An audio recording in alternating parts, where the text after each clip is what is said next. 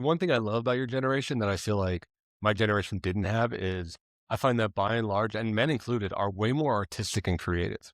Like I find that your generation like really values art and creation, whether it's like fashion or drawing or music or something. I see a lot of that in your generation, way more than in mine. I think mine was still more like sports in a way, whereas I see it's like become a much more like creative, cultural type of thing with your generation. I'm curious if you see that parallel. I see that. I see that a lot with content creation and those platforms.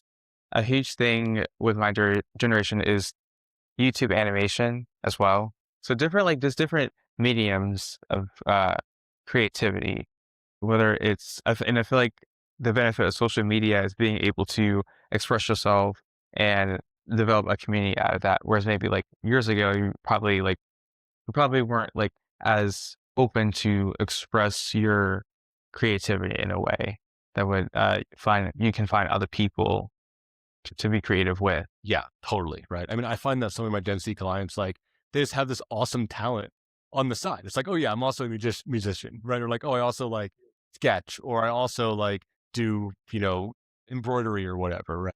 There seems to be this like real art appreciation that I think is cool. I mean, like, I love art, and I feel like a lot of my generation didn't quite have that in a way, right? It was much more like monoculture.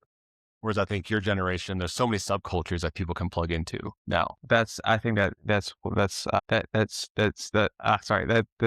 my generation a lot, and a big thing for me that I value and so much, and I've done like a lot of reading on this, is about shame and vulnerability and the work of Brene Brown. I really I read a lot about I read I think all of her books and just watch her speeches and stuff, and that's like something that I didn't think of. I think I might have to go soon, but that's something that yeah, I have to go soon. But before we sign off, that's a huge thing for me, and that's what I've used to make men's couch and to make the spaces where guys can come together.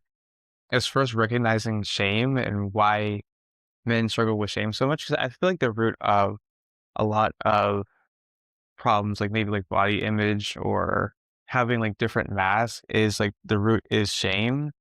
But if we learn that vulnerability takes courage and it takes a risk to be vulnerable, then we'll feel empowered to engage in those spaces, to practice vulnerability and to establish um, safe connection. Yeah, I think that's well said. I think the current frontier is the mind and the emotional space. So I think it is courage. I think that's where men are finding their courage and their bravery is taking these risks.